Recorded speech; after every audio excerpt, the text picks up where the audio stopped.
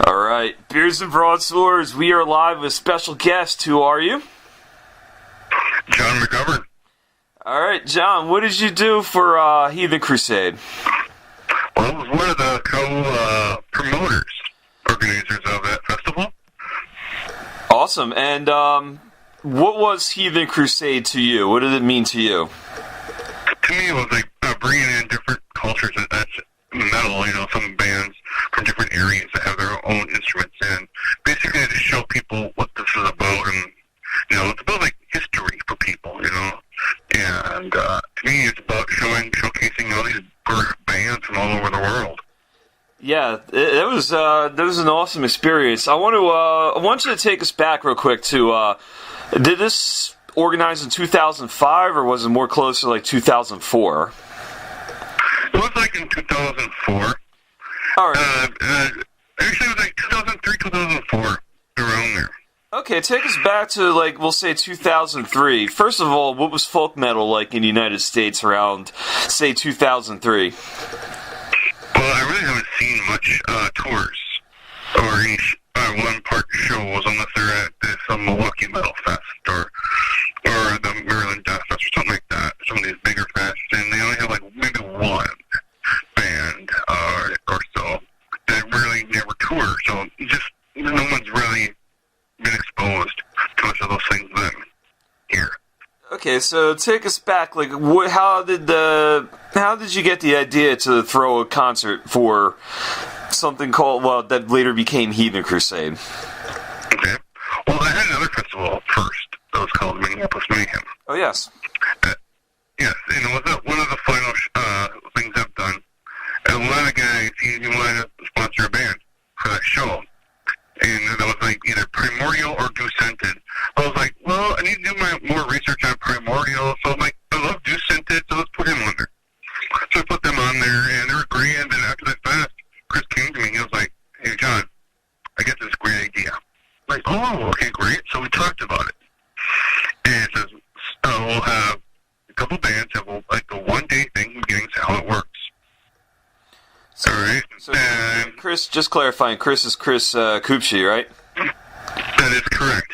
Yes, he was one of the organizers of the festival as well, right? Yes, and to me, he was the main founder because he had the idea. Gotcha. He's a great guy. I haven't talked to him in a while, but he's a great guy. Yeah, he was, aside from you, I think he was the second face I ran into at Heathen Crusade 1. Yes. Yeah, he was floating around the hotels. I remember him just introducing himself to us. This was immediately while we were checking in, we met you. I remember that. Oh, yeah. I remember that, too. Yeah, that was great. Honestly, this is the first festival I've ever traveled to, so it was a decent experience because, I'm used to, like, the big festivals. I went to Ozfest a few times before then, but that wasn't, you're not just going to walk around and run into Sharon Osbourne just walking around, Exactly. So it was, like, unique just walking in and running into you and, like, hey, I organized a festival. I'm like, oh, this is awesome. And then, finding out that we're on the same floor as, like, Tearfing and Primordial and all them, and basically everyone from the festivals here. Oh, yes, we had, like, a big block of rooms for a lot of people in certain areas, so that was pretty cool. Yeah. Now I mentioned Chris. Who else was involved in booking this festival? It was myself and Chris are the main ones. Then I also had a good friend of mine, Shannon Fry. Oh, yeah. He's in the thrash band now called Adventure of Blood. He's a drummer, and he is a great guy. He is so cool. He's like one of the guys, if I have questions to, or he's like, what do we think about this band? And he'll be blunt. He'll be like, dude, they haven't sucked, man, no way. I'm like, all right. And he'll let you know right up front. And that's what I like about this guy. He's a good friend of mine still today. And so then I asked him, like, what do you think about some of my projects? What do you think about this? And I'm doing a couple music projects on the side. And I said, like, what do you think about that? It's like, dude, no, that mix, nope, that blows. I'm like, I don't have that feeling too, but I get his opinion. So he's basically the guy I kind of show things to, and he's one of the very underrated guys out there, in the music scene. Yeah, one of the guys. He's very knowledgeable, and he's just a great guy. Yeah, one of the... He's not one of those butt kissers. He's one of those guys, he'll let you know. He'll tell you. And if you like it or not, he'll let you know. Yeah, one of the ironic parts is I think he's the third face I ran into at Heathen Crusade 1. Oh, yes, I had to have him come to that show. Can you help out? I'm like, dude, I'm bring your butt over there. Like, all right, man. And it was a great time, man. Yeah, that was awesome. So you mentioned Primordial. Were they the first band you booked, or was there something else that you went into there? It was the first band we booked for that show was Primordial, for sure. Nice. And then from there, I think it was Moon Sorrow. Then the second time it was the third one actually. Sorry, was Cheerfing. Oh, nice. So you booked the headliners first before any of the other bands? Yes, that's what we did. And I was Chris, like, these are the bands I would like to have. I listened to them, like, wow, this is awesome stuff. I never really heard of Cheerfing before, but other ones I've heard of. After Chris told me before about them.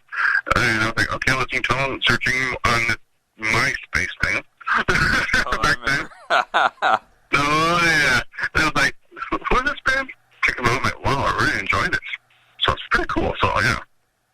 Yeah, that was it was an awesome, unique lineup too. Because you also got some doom metal in November's Doom. You got the Chasm, which are more straight ahead death metal. You got Typhus, which are straight ahead black metal. Yeah. So, how did it go about to bring some of these other bands together? Well, what those about is, we like something that's different. A little bit different to it, but it also has some sort of different elements to it.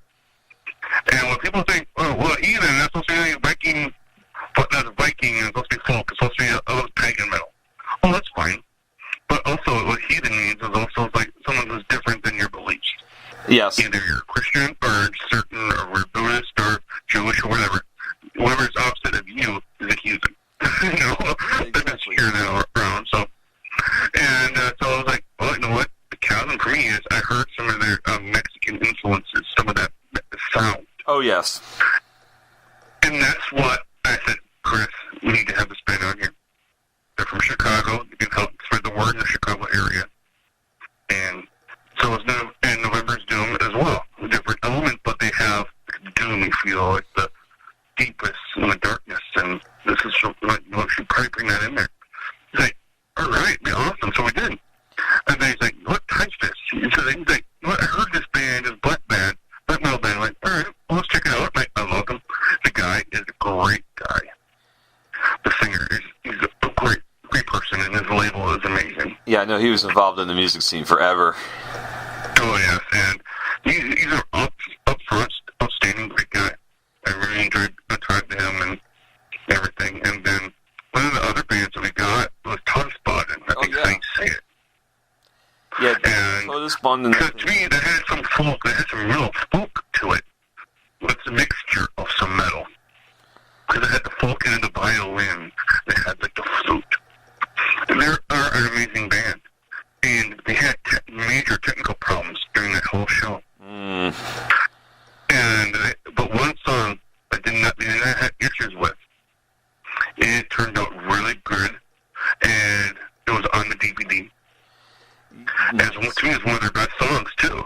Yes. So I was very excited to hear it. And I'm still friends with her husband, the lead singer, and her husband, Jason. He's a guitar player. And she was telling me that how nervous she was in front of the crowd, because she really hasn't played in front of a crowd like this before. She was so nervous, and then right after the show, she goes, I haven't been treated so nice. I was totally different. She goes, I don't know why I was so nervous. But these guys are just amazing guys. Yeah. And the fans were just amazing.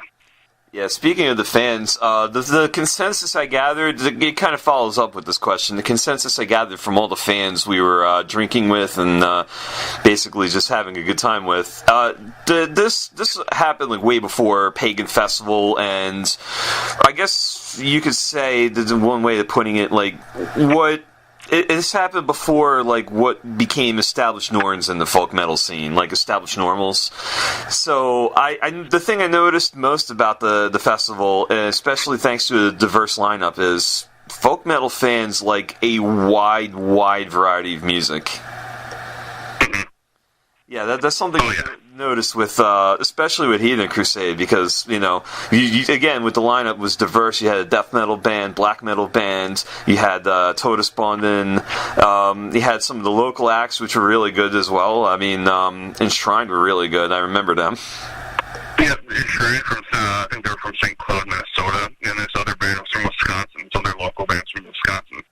Yeah, so it definitely gave some local bands like to open, and they were. Oh, yeah, we did before the Woking. I'm sorry to cut you off, but I want to say that before those two local bands, we had another band, but they decided to drop off because they didn't want to be the first band.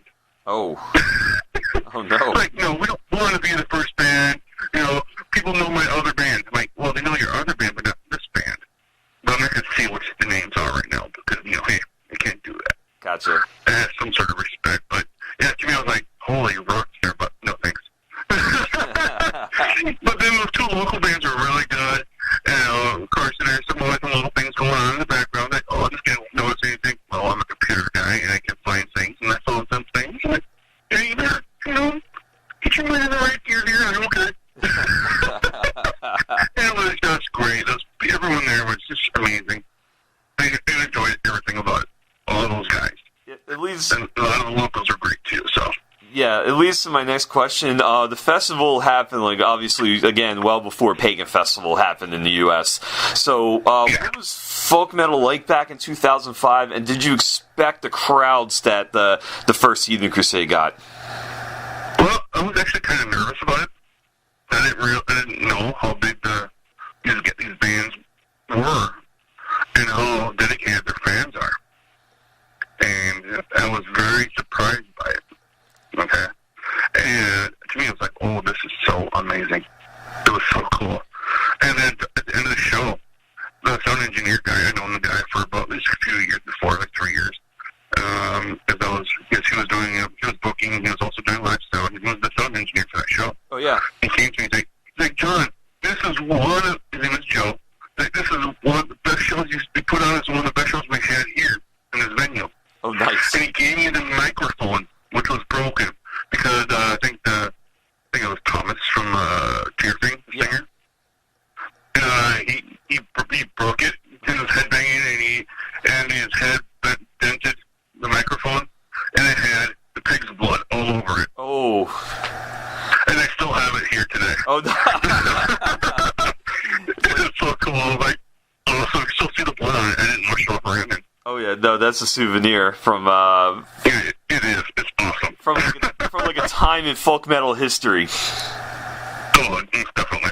Alright, so now I gotta ask, what was your absolute favorite part? I know there was a lot of good stuff happened at that festival. What was your favorite part of the very first Heathen Crusade? For me, it was meeting the fans and the bands. And I didn't meet any rock stars, great musicians, any of them. All great, and they were very accepting to anyone, all the other different bands. A lot of them were respectful towards the others and other gear. And very polite to the stage crew, sound guy, everything. And and the fans too were just amazing people. I just was just wow. Okay, my follow-up question to that also, if you had to do everything all over again, like if you hopped in a time machine, it was 2005, you're organizing Heathen Crusade 1 all over again, would you do anything different? Actually, not really. I think everything went well. Yeah, I definitely have to say that. Like, from a fan standpoint, everything just kind of clicked on that festival. It was great. Oh, yeah. Alright, so now we're going to play a Moon Sorrow song now, and thanks to, because they were headlining the very first festival, and they played just an awesome set. It was, I think they were touring for the Versus Cat album, and that was probably, by consensus, considered their best. And they did like one song off that. They did PMI. But what did you think of their set? And if you had to pick a Moon Sorrow song to play next, what would you pick? Oh, good Lord. Sorry, I kind of put you on the spot here. The kind of daddy jerks. I really cannot I don't have any of the names in front of me because to me it's just hard to pronounce. Oh, yeah. A lot of those things. And to me, I really enjoyed a lot of it. Almost every song there was just amazing. All right, so I really couldn't pick much of a favorite one. All right. Tell you what, why don't we do Pimai? All right. Perfect. Pimai. All right, can you tell us what motivated you to do a second Heathen Crusade? Well, I think it was like a month or so after the first one. Chris came to me, messaged me, and said, "You know what? I'd like to do number 2." I'm like, "Are you sure?" He's like, "Yes, let's do number 2." All right. And we wanted to do it at the same place, at the Star Bar. Yes. That was in Columbia Heights. But the thing was, the owners sold the bar. Oh, yeah. At the venue. And to me, that was one of the best venues. It was amazing. I loved it. Really close to the bar. And, get some good food there. And a nice entry area. It's a great place for bands to have their merch. Everything. Yeah, you had a nice little bar area. It was a huge venue, and you had a Chinese buffet down the corner, so that was the best. And it's still there. It's still there. It's still there. Oh, my God. Yes, it is. I was like, wow. Yeah, that was the best $7 I spent that festival. There you go. Oh, that's awesome. So, all right, how did the second one come together? Okay, so what we're doing is we created a list of bands that we'd love to see. And we were looking around to see how many people, are enjoying some of these bands. So we came up with a good list. And so we came up with Skyforger, and we came up with Vangarm and bands like that. And for me, I was like, I really haven't heard much of Skyforger, so I looked them up, and they're from Latvia. And I'm like, okay, great. And it seemed like, wow, they seem like they have a good following. And I love their music. It was so great. Oh, yeah. And so that was one of the first bands we booked up was Skyforger. We had to get them. Oh, nice. And then another band, Chris was like, you know what? I think it would be a great addition, be kind of interesting. I don't think they played here. The Balsa Goth. Oh. Yeah, I was a little surprised on that one. Like, okay, it's interesting.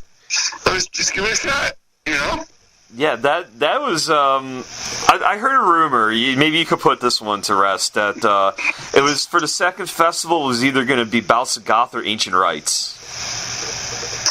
That was correct. So you approached Ancient Rites for the second festival?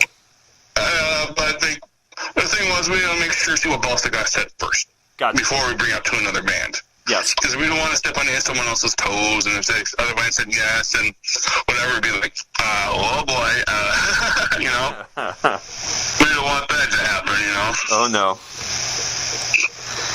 All right, so you got Balsa Goth, you got Skyforger. I assume the next band you approached was Monogarm, since you mentioned them? Yes. And what about Vride? I know Vride came. They were the headliner, the co-headliner the first day. How did that come about?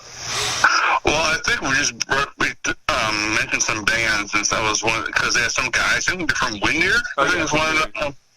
Yes, and sorry if I butcher anything. Oh no, I do that all the time on this show. Trust me. I do that a lot, But so we had a couple bands, that was one of them. So I was like, all right. And I just, to me, they were like one of the top bands on there. So we had a lot of good bands on the show. I personally thought, well, we're getting all these great bands. Let's do it number 2. Let's do it 2 days.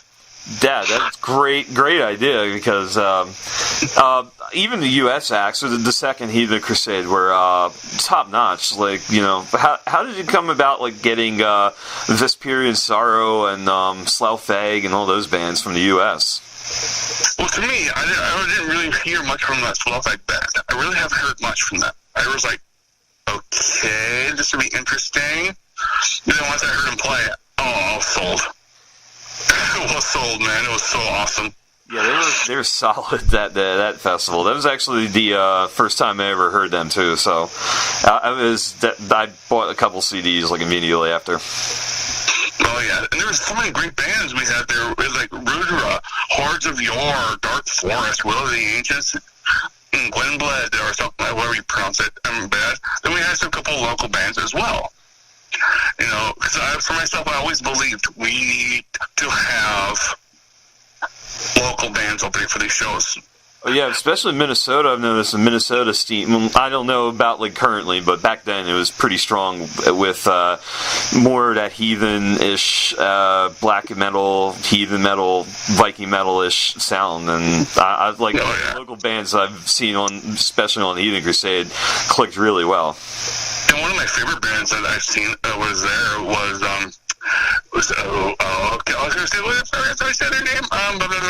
I'm so brain dead. Woods of Reprise. Oh, Woods of, yeah, that's from the third festival. Oh, yeah. Yeah, Woods was the third. That's the third, man. But, you know, I'm just thinking out loud here, so I'm just trying to remember that. But, you know what? You can always edit that out. I'm a freaking idiot. So. No, that's okay. They run together after a while. It's like, oh, wait a minute. Did I see this band on this festival or this one? Or oh, yeah. There's so many great bands that was there, you know. To me, Rudra was a standout. Absolutely. You know. And there were so many great bands on these things, so. Yeah, I remember, actually, one of the most memorable performances was Metal Morda from Ireland. Oh. Did you tell it? Everyone was like, who's this band? Who's this band? You know, to me, they were the biggest surprise. And to me, they were one of my favorite ones. Oh, when the singer like went out to the crowd to do vocals, like you could tell just the energy that was in that building was off the charts good. I think they blew the roof off because everyone was like, they all showed like one item in the 2 days, and then they were on the second day, I think. And then people were like, who's this band? Because they only sold one thing. And then after their show was done, they sold out of everything. And I was so lucky I got everything before. I'm like, they're doing really good. And so people come to the merch table. I'm like, I gotta go buy something. So I went in there and buy things. I wasn't one of those promoters and say, hey, I put you on. Give me merch. Give me free stuff. If they did, great. And if not, no big deal. And so I was standing in line for autographs too as well, and purchased those things with my own money as well. I'm like, hey, I know I put the show on, but hey, you gotta get money from your merch, and I'm not gonna say gimme. I'm not a greedy guy. Absolutely. Now, I covered the what motivated you to switch it to a 2-day fest. You just wound up getting so many good bands. It turned out to be a 2-day festival. What's the question I'm trying to look for? Did that present some more challenges with the booking in the festival overall, or was it? It did. It did. The challenges were basically the stage, how big the stage is, the venue itself, yes, and the transportation, the parking. It was just a whole different crowd of things because in the first place we had it, there was hotels everywhere, there's restaurants everywhere you can park without paying, and great place to load in and load out. The big back room. Oh yeah. And at the place where we had it, the Station 4, for the second one, it didn't have all those things that we wanted, that we liked. But it was probably the most well-known metal venue in Minnesota.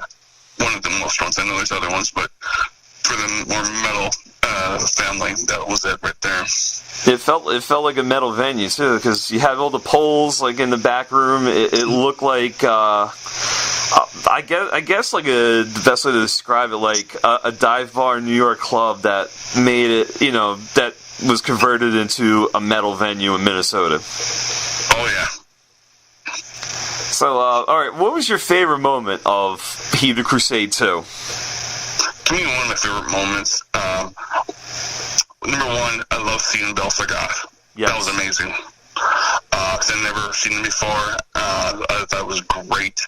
Rudra, oh my gosh. Oof, they know how to put on a show. Oh, yeah. And then, what else was there?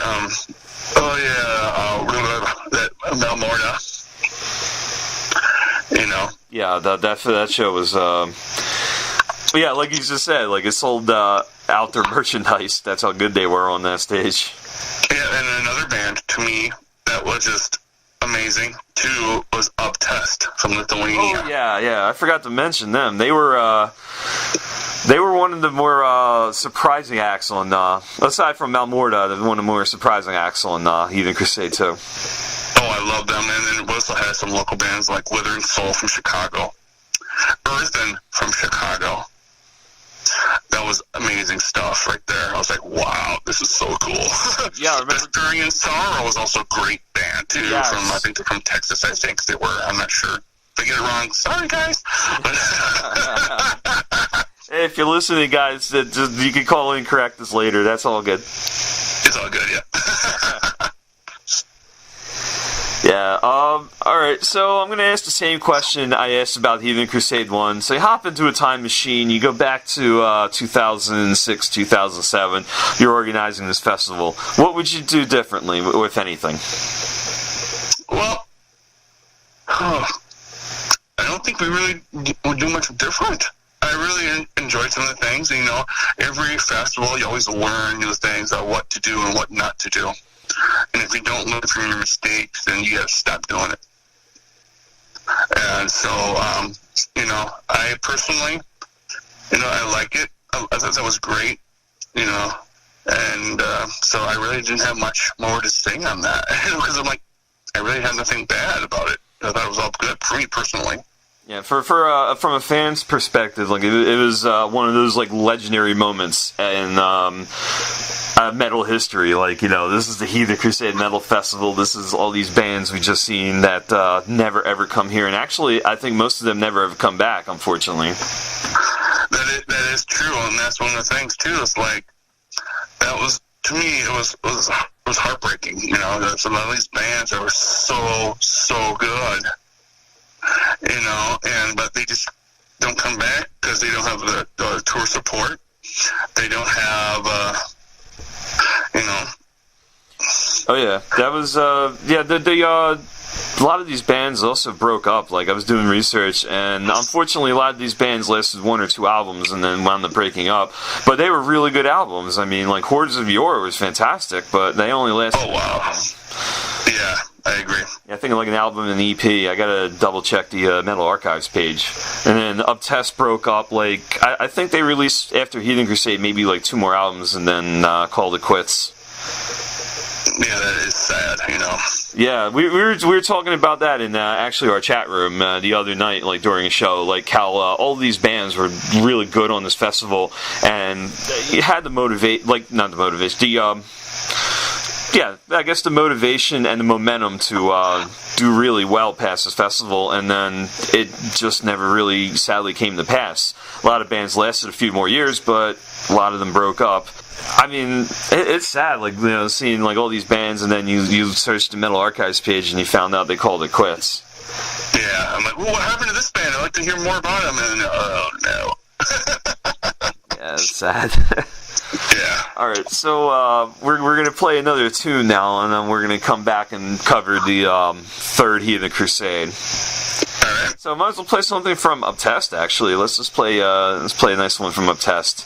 I'm not even going to pronounce this one because Lithuanian's a language that I don't even know how to say hello in, so. Yeah, exactly. Well, you do what you gotta do, you know. Exactly. Alright. So, we're going to cover the third festival now. So, fast forward to 2008, and 2007, the second Heathen Crusade ended. I think there was rumblings that there wasn't going to be a third one, so what happened between Festival 2 and Festival 3? What happened there, I think that has something to do with the booking and with the, and just the timing of the event, and I also think there was also another tour that was coming through around that time. I think it was Amon Mars was coming close. I think that's what it was, or Pagan's Fest. It's like, wow, this is coming up a lot, and so it's going to probably hurt our, you know, our what you call it, blah, blah, blah, blah, blah, attendance and stuff like that. I was like, well, it's probably the best time because not many bands are touring around that time. So we decided to do that during that date. And it's like November. I think that's what it was, November 14th, 15th. So. Yeah, it was almost, I guess, was it like 9 months? 9 or 10 months. Well, actually, no, November's the 11th month. I'm sorry. So it was maybe 11 months, like past the January, where we were expecting Heathen Crusade 3. Oh yeah. That was around the time also Pagan Fest started coming around. So did that affect your festival? I believe so, because what I'm seeing when we announced the show, announced the bands. A lot of them are like, you know what, we're going to wait till these bands tour. We're going to wait till this band tours. Or is this a festival that tours? Because I'm not going to go. Like, if you just book this and it'll go, I'm like, no, it doesn't work that way. So that was... Sorry, go ahead. Yeah, no, so that was like one of the big differences booking Heathen Crusade 3 as opposed to even booking like Heathen Crusade 2. Yes, big difference. Oh yeah. Yeah, folk metal is definitely changing. I remember going to Pagan Festival and just shocked that all of these bands, number one, made it to the US, and number two, drew the crowds they drew. And then plus around that time, like Amon Amarth was getting really big. So we were pleasantly surprised. But at the same time, we just remember like Heathen Crusade, and Moonsorrow's touring now. We saw Moonsorrow at Heathen Crusade, and we were just wondering what you, Chris, and Shannon had for us next. Yeah. So we booked this other one. We're like, okay, we're trying to find some bands that haven't toured here in a while, or whatever. Now there's some newer bands coming out, and I'm like. Some of them have like band members, like 9, 10 people. I'm like, oh my gosh, are you serious? We can't afford to fly you guys in. I'm glad you guys didn't try to fly in Haggard, because I think they were up to like 30 members at the time. Yeah, that's a lot. So, how did the third festival like come together? Like, how did you find the bands for the third festival? Well, from them, I was hearing bands from before. Like, I really listened to some other stuff. From the MySpace time, I was starting hearing more bands. I'm like, oh, this is a good band. So I kept on clicking different bands and hearing them. And it's like, I know Ancient Rites. So I'm like, you know what? I want to contact them and see if he'd be interested this time. And he was. Oh, that's awesome. And it was so great. The guy was a real nice guy. Oh, and Gunther, the singer, did you go through? Yes. Yeah, Gunther is one of the more personable singers and personable musicians that I've ever met. Like, I still keep in touch with him on Facebook. He's Facebook Same here. Is super entertaining. Oh, he's a great artist too, a great cartoonist and stuff. It's really good. And here's a little story about Ancient Rites when he first got here. And he was feeling, Gunther was feeling sick, and he had to go see the doctor somewhere. And we couldn't figure out what to do. Like, oh my gosh, he's from another country. How are we going to figure this out? So we called around different areas, and so myself and my sister, we drove him, like the day before the festival, to see a doctor. And so we also helped take care of some of the bills for him. And like, hey, these are the guests in this country of ours. So let's treat them like we want to be treated when we go over somewhere else over there. And so my sister helped me out. Oh, So my sister and myself, we went there and everything. So helped them out. That was pretty good. Loved it. Yeah, he wound up like looking pretty healthy once he hit the stage on the first night of the Heathen Crusade 3. Oh yes. And then we're like, you know what? Some of the other bands, I'm like, I'd love to get them on, but a lot of them are touring already in the United States. I'm like, I don't want to just fly them over for one spot and have them come tour again the next 3 months after that. And so that's how we got Moonsorrow again. And just have a revisit here again. So it was fun. Yeah. I enjoyed it. And then some of the other bands, like, of course, and I'm going to bring them up. Woods of Ypres. There you go. And they were amazing. I'm so glad I got to see them perform. And then another great band was Metal. They were, for me, I know we're going to talk about Olfheim later, of course, but for me, Metal had the most intense crowd reaction, because I think the entire Station 4 during their performance was headbanging, going crazy. It was insane, man. Oh my gosh. And even in the hotel, like, they put on, like, for all of us staying at the hotel, like, we caused some shenanigans with their, I guess their, bagpipe player. Yeah, I remember seeing videos of that, and I was like, "Oh, this is so cool! I wish I would have been there for that." But yeah, that's around that time. Like, yeah, you got to go see my kids, so I'm gonna go home and yeah, spend some time with them. So yeah, the security was not happy, but we were. That's what I heard. Yeah, the third one was we have so many stories about the parties at the third one, but we'll talk about more like later on. We'll talk more about the music now. So yeah, I mentioned before like Olfheim. Like, was Olfheim like where Mexican Viking? Yes, they're from Mexico, and I was like, cool, this would be great. And when they performed live, I was floored. Me too. Because they were just very tight. They're just amazing, great sound. And people were like, what? A Mexican Viking band? I got a lot of laughs on that. But we played them on the local radio station here, and a lot of people were like, wow, this is actually really good. Yeah, I remember I got into a little misunderstanding with the singer, because my broken Spanish at the time, I welcomed him to the festival, and I said amigo, and I think he heard me say amiga, which is the female version of friends, and thought I was calling him a little girl, and he got a little pissed, but we We straightened that out. There was no like blows exchanged or nothing. I think we exchanged the beer, and called it even. But no, that was the consensus out of like all the fans and everything. Talking to most of the fans that were at the festival, the consensus was Olfheim was the absolute like surprise of the festival. To me, they were one of the top ones, and to me, it was Metal. For me, that was that, and I became good friends with the drummer. And then after they toured the U.S. with Thin Troll. Oh yeah, a few times. Oh yeah, and then I talked to the guy, and he's like, "Oh yeah, so we don't like everyone else's console," so he bought one, and he had it shipped here in the States, and then we toured with it. Oh, nice. Because we just like the way this is. Like, okay. Nice. So that was awesome. I really enjoyed it. It was pretty cool, and I still bought an LP the last time he was here and everything else, and it was just amazing stuff.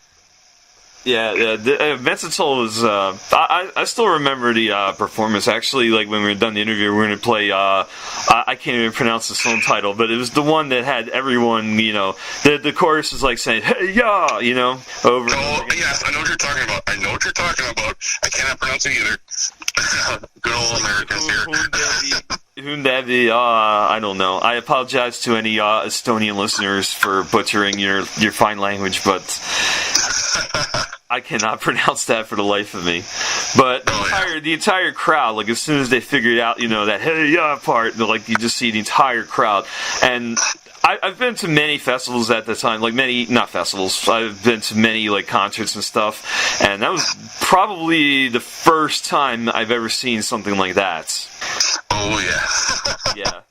So I want to talk about, even though we were talking about all the awesome memories of Heathen Crusade 3, we do have to mention like a few of the downsides.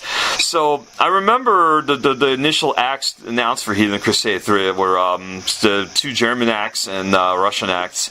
It was Journalschagen, Thundregia, and if I know I butchered that pronunciation, and then Russian No Man's Land. Yeah, what happened with all of them? Well, we had things booked up, and we got confirmed. And what happened there was I think it was a total misunderstanding between all of us. And I should have been more thorough, more clear on things. I personally think, I'm not going to blame them. I'll put the blame on myself on it, because I think it was a total misunderstanding, and I think I probably didn't specify things clear enough. And so And so to me, that's one of the biggest things. And those bands are still great. I still have some of their CDs. I still listen to them. There's no hard feelings on my end towards them. So things happen. So yeah, you got some good replacements. I believe Inquisition and Oakhelm were the replacements. Yes, we had Inquisition, Oakhelm, and we also had Woven Ancestry from Canada. Oh, dude, they were amazing. They were fantastic. Like I noticed that too. The third festival especially had a good amount of Canadian representation in that, and the Canadian bands were just. It's a very rare opportunity in the U.S. to get to even see Canadian bands, which is, I guess, more telling of our visa system than anything. Yeah, it's horrible. I hate it. Yeah, it's just terrible. Like trying to you think it's easy. They don't even have to fly. They just drive down, and Oh yeah. And just to let you guys know too, the first two festivals, it was myself and Chris and Shannon. Yeah. The third one was myself, and also Shannon as well. Met with a lot of bands, so it was basically mainly myself on this one. So Chris stepped out on the second one, after the second one. So. Okay. Yeah. Just to let you guys know. Yeah, I heard rumors that, but I never really got to ask you. So now thank you for clearing the air on the booking of the festival and basically everything that went into it. Yeah. So we do want to mention. Actually, we're going to play some Metzitol right now. So let's do. Yeah, let's play that Metzitol track that we just mentioned, and then you know what? Since I like them so much, we'll play one more track after that. Perfect. Awesome. All right, so I want to ask a few more follow-up questions before we call it an interview. I know there was supposed to be Heathen Crusade 4. What happened with Heathen Crusade 4? Well, let's just say I got a new partner in this one, in the fourth one. I was kind of skeptical while they were doing the fourth one. And he was like, hey, John, don't worry about it. I got the funding. I'll take care of it. I'm like, all right. Just to, not to interrupt, but just to give you a time frame, it was 2013 the fourth one was supposed to happen? Yes, that is correct. Okay. And so I was supposed to have another partner who was supposed to take care of the finances and everything. And so I got the bands booked up.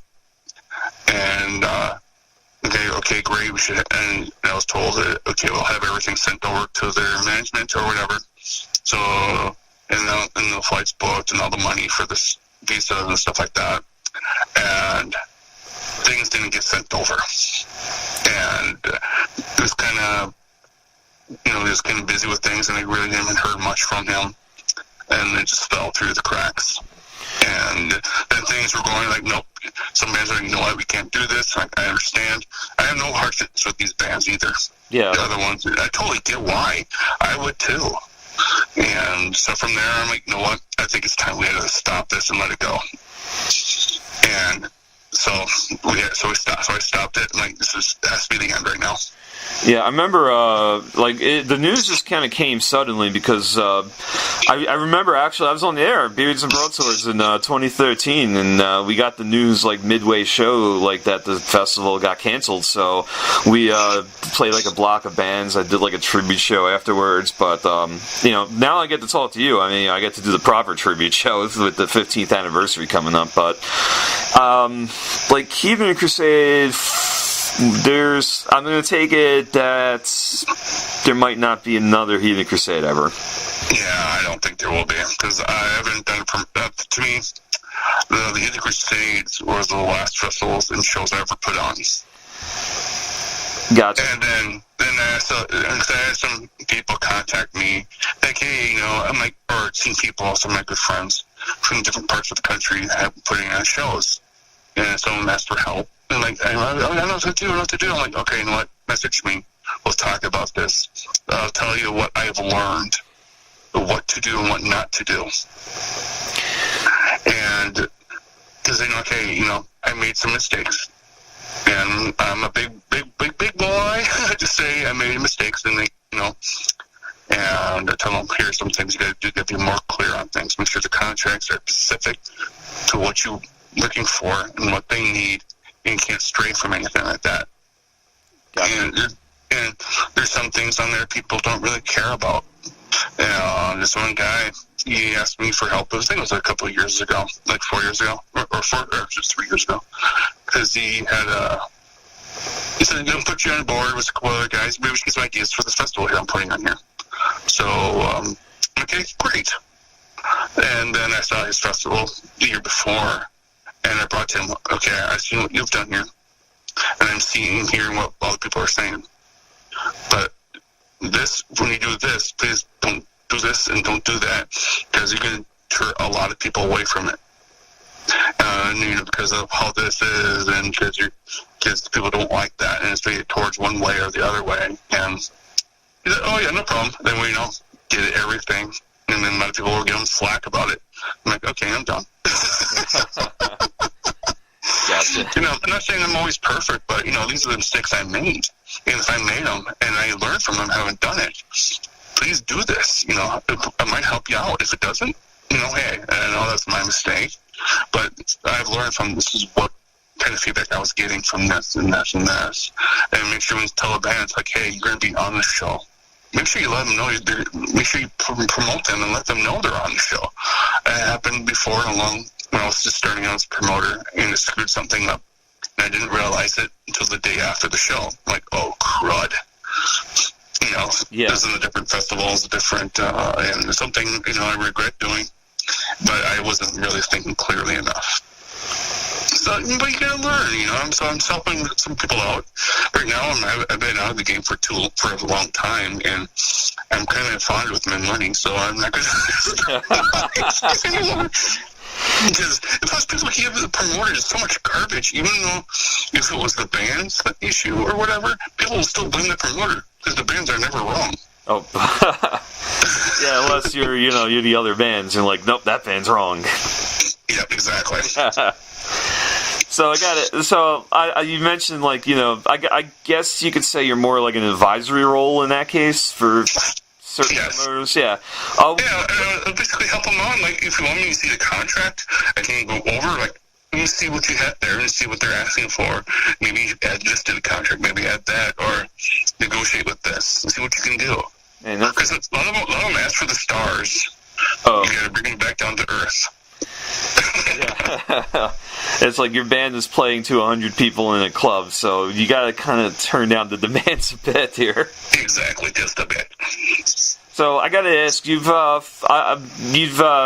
been an advisor to like certain promoters. I know you've been involved also musically. Can you tell me a little about your musical project? One of my first musical projects I've done was in a band called Chalice of Suffering. And I always liked the folk Viking parts of metal because they're putting different instruments in.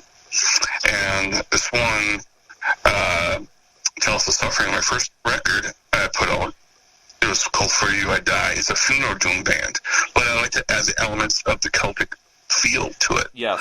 So we had bagpipes on one of the songs, and we also had the tin flute. Mm. And it was just, I just enjoyed it. It was just amazing. And so we said for one song, and our second album we had interest into one of the songs is in the Midst of Once Was, and they had the bagpipes into it, and everyone's like, oh my gosh, you need more. So in our third album we're working on now, we're going to have all of our songs going to be with bagpipes and some other Celtic influences to it. Yes, and that's something I really enjoy. And then one of the songs, Fallen, was dedicated to my father who passed on in 1990. And so I wrote a song called Fallen. And one of my good friends who did the bagpipes, he also speaks Irish Gaelic. And so part of that song, he was singing this like I'm talking to someone. It's like you're talking to someone who passed on. Like tell them how much you care about them, how much you tell your ancestors. Yes, let's move, let's go forward. I'll speak praises of you or whatever, something like that. It was all in Irish Gaelic. Oh, nice.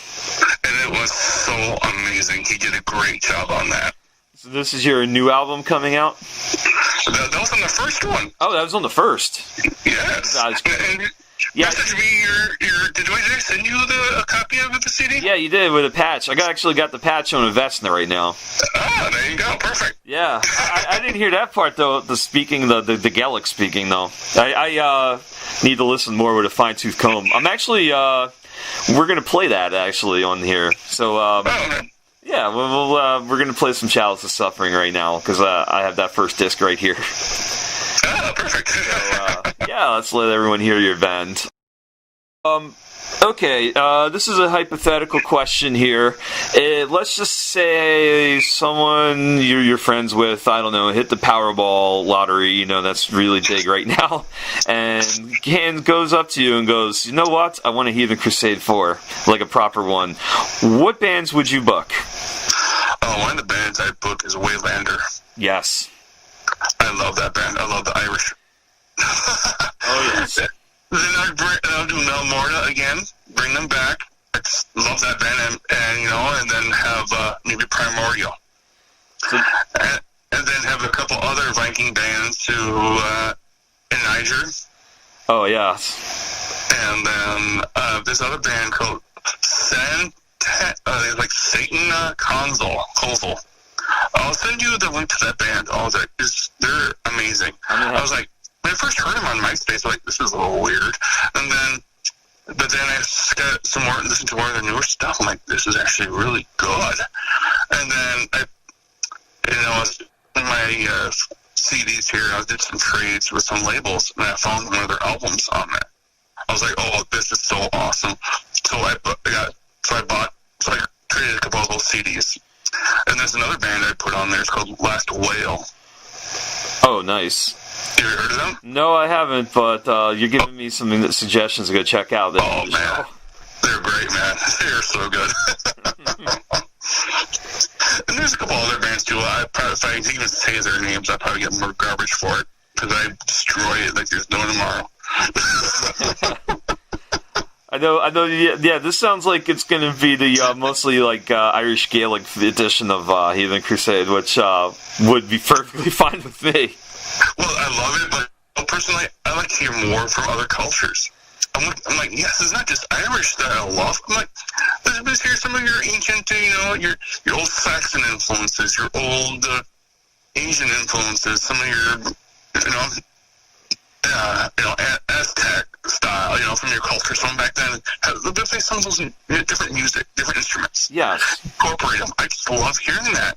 There's a great band called Skilltron. I love them. They're so good. Yeah.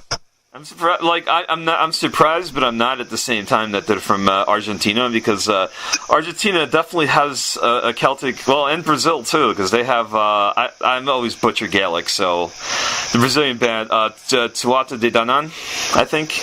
Oh, I was just gonna bring them up. Nice. Dude, oh my gosh, we think alike. But yes, I love that band. I have another album of theirs. I have one of their albums. I just love it. Yeah, I like the last one. They did that song with Martin Wickler from formerly from Skyclad. That was fantastic. Oh yeah, perfect stuff. Yeah, so damn Skilltron, that would be amazing to see. I know Skilltron's finally getting some notice because Wacken noticed them and got them on a few Wackens, and I believe they've definitely toured Germany extensively, but I know they've never been here in the U.S. Which they need to. Yeah. Yeah, so this question I didn't really screen in advance, but this leads up to another good question. So have you followed a lot of the folk scenes since Heathen Crusade has been over? I know we mentioned just all of these cool bands, but what's been going on with the various tours and stuff? Well, I've been listening to some of these newer bands. I've been listening to some of the ones that have been around for a long time. I don't 24/7. So I like to listen to different forms of music. The only thing I can't stand is rap. To me, that's just hard. Yeah, I can't. I if you put that into metal, I can't handle it. I just don't like it. I can't stand Korn. I can't stand Limp Bizkit. No, thank you. Or Limp Wristed, or whatever you want to call them. Yeah. Actually, I have Limp Bizkit to thank for me selling my Wacken ticket this year, because as soon as they added them, I'm like, I know. I sold them in '98, and they were terrible then. And still I know. I don't get it. But yeah, we mentioned Heathen Crusade. Like, what do you think of? I know it fell apart, but Pagan Fest. The last Pagan Fest was, if I'm not mistaken, like Corpi Klani and Chthonic and bands like that. Oh yes. To me, I love the bands. I'm like, they have an opportunity. It was, all great for them. But to me, it's like, wow. For the next fest, it'll be kind of hard to book a band that people want to travel to see. Because people here in the States, they don't usually want to do that. They don't want to go out to different shows, different states. They're just like, let's wait till the next time. I'll wait till the next time. And Skyforger, when's the last time they were here? Never. When was the last time Belzegoth was here? When was the last time Mel Morda was here? Yeah, or Rudra, or whatever. When is the last time these bands have been here? Exactly. Yeah, do you feel, thanks to, I don't think Pagan Fest has happened, and I don't have the last Pagan Fest, lineup right in front of me, but I believe it was something like 2016. So do you think, there's been, I know there's been, Corby Klani's been here a few times, I think Encepharum's been here a few times, but, do you think there's, a huge gap right now that's, let's just say another Heathen Crusade would absolutely fill, if there wasn't Corona? I think there would be if this Pagan Fest, if it has been around for a while, I'm sure it would be, because there's some bands out there that made a couple of records before, after that time, a lot of people are asking for, and that I've been hearing, and I really enjoy, because I know somebody even asked me to bring over Graveland. Oh. Okay, I'm like, that's ain't that bad. I don't believe what the singer is, his personal views. Yeah. And, is and that stuff, but he doesn't reach that to his music, so people get that kind of mixed around. Yeah, but the problem with that is they tried in, I think, 2017 in Montreal, and it turned into a riot, basically. Yeah, it was, I think it was Antifa or whatever. Yeah. They kind of screwed that up. Yeah, I've been to that festival too. I didn't go to that particular one. I went last year, and it was a well-organized, set-up festival, as Matt Seymour, and it's kind of sad what happened to them that year, especially some of the other bands that were supposed to play that day, and they weren't able to play thanks to the cancellation. Oh, yeah, it happens, man. I don't think, it's as much as people were requesting Graveland, sadly, I don't think it's going to happen here. Yeah, it won't. Talk to the singer, and he's a good guy, Yeah, I don't think it will happen. It will never happen here in the States the way things are here, so it will never happen. Yeah, no, not happening. Even though you'd be like, even though I came to the Lord Jesus Christ, but the people will say no, but remember what he did 20 years ago? Good Lord. That will never happen. People forget their past. Oh yeah. Yeah, we've seen that with shows recently. Yeah. All right, so John, this is awesome talking, awesome reminiscing. I know we had a whole, bunch of parties circled around Heathen Crusade. We trashed a few hotel rooms throughout the, all three festivals, and it's the party, man. Absolutely, it was one of the best times of my life, man. And actually, the reason why I do Beards and Broadswords is because I attended this festival as in my early 20s. Oh, way back when, huh? Yeah, way back in the days where I could still wake up and not be hurting, and... Oh, yes. All right, John, thank you, man. Thank you for your time. And thank you. Cheers, man. Hopefully we'll, even if you're not actively booking shows, hopefully we'll be seeing your fingerprint on a show sometime in the near future. Of course. All right, cheers, man.